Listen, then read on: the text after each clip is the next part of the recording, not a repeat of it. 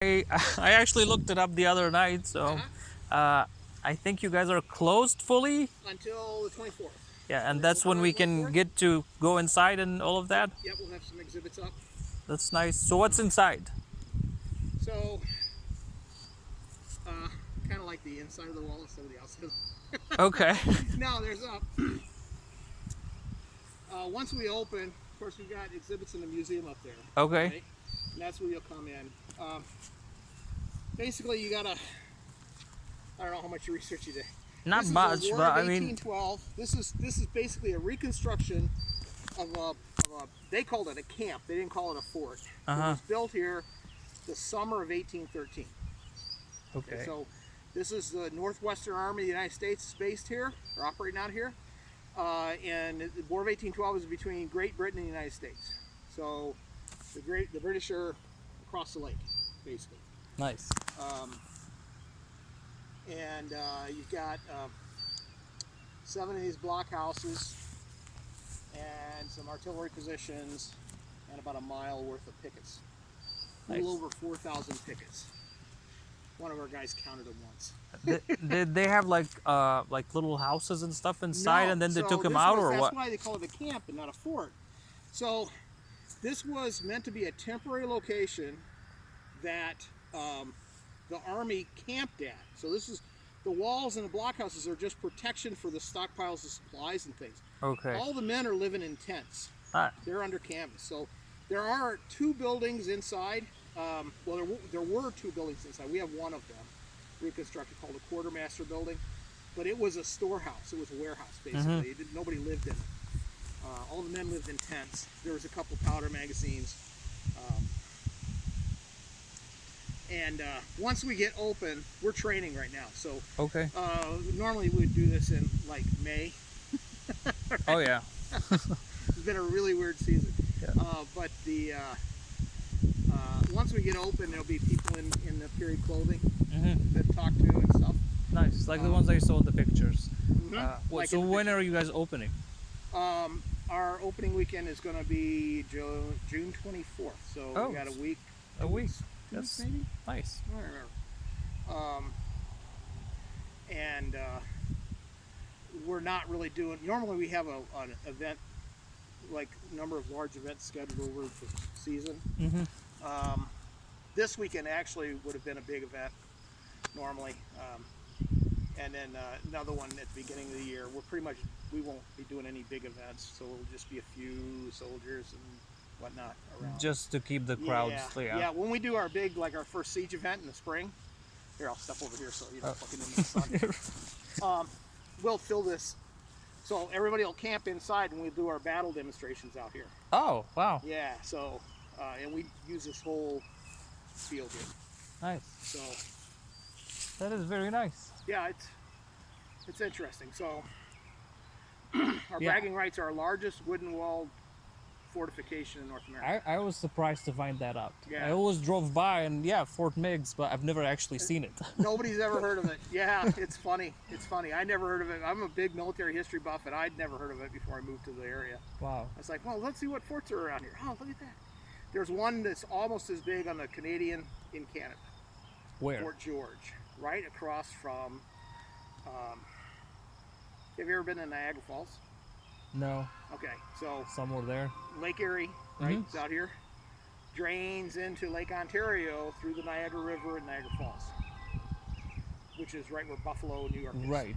Okay, or downstream actually, Buffalo, New York. So, because that's a place where the 2 countries touch each other pretty close, there's a lot of forts there. So, on the Lake Ontario end, right, there's on the American side there's Fort Niagara, and on the Canadian side there's Fort George, and they can see each other, right?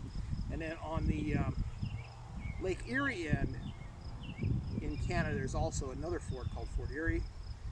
There's no corresponding American fort to go along with that, but yeah, that's War of 1812 is all really big business in there. So Fort George is almost as big as Fort Meigs, but not quite. We got They the have biggest one. buildings.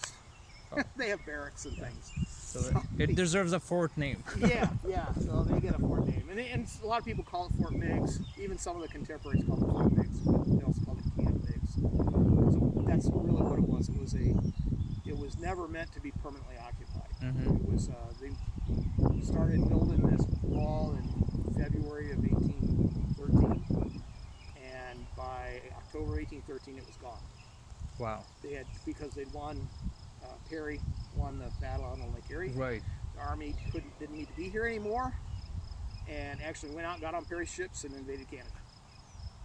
So that's kind of what happened to the troops that were here. Very nice. Anywhere from 1,500 to 3,000 troops here, depending on various things over the course of those 9 months. But it's nice because it's a military site that's only occupied for about 9 months. So anything you find archaeologically that's related to the military, you can pretty much nail down to, that's the summer of 1813. Right. Right. So what kind of button were they using? This kind.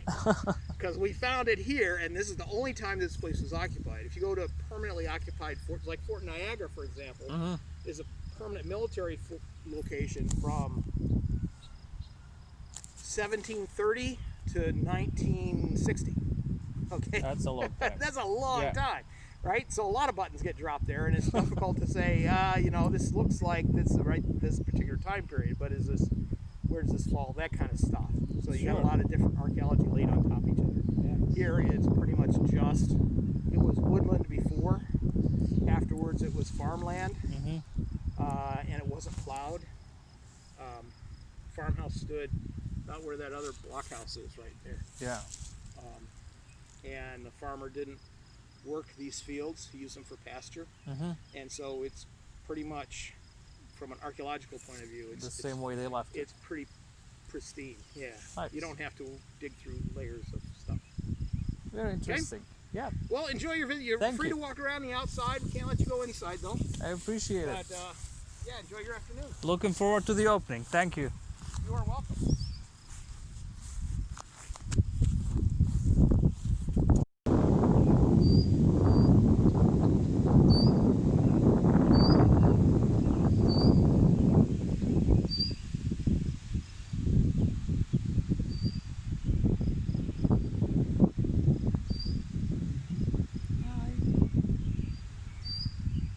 تتكلمي يا ماما. اللي شفتش الحاجات الحلوة.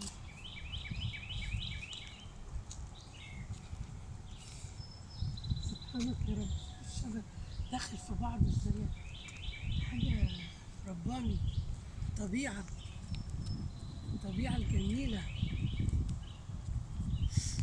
النهاردة شميت شوية هوا بقى، نضفولي بقى ايه كل حاجة.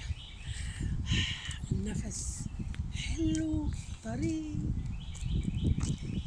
مفيش عادي من السيارات والدخان، ده كله هوا طبيعي، هوا فريش. الدوق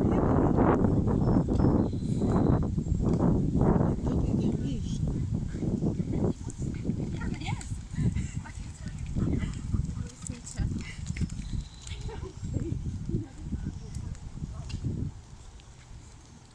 دول كانوا جوه في الغابة.